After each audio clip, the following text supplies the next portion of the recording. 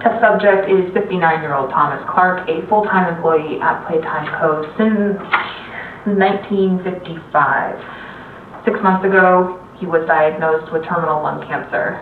Now, Mr. Clark, of sound mind, has volunteered for this experiment. We have eye movement. Can you hear us, Thomas? 1199 displayed much more disorientation than we expected.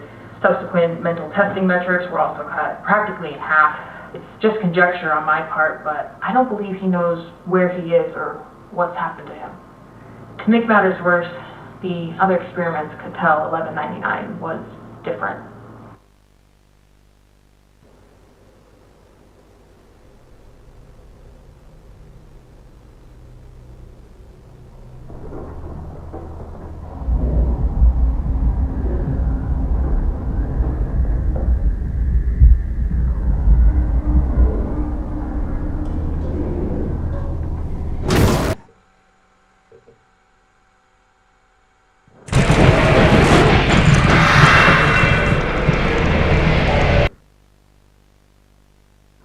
They would have killed him had the research team not intervened, and even then there was still significant damage to the internal structures with some of the anatomy, namely the larynx and the thyroid, having been completely devoured.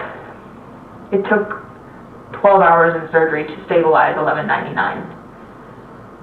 We keep him separated from the others now.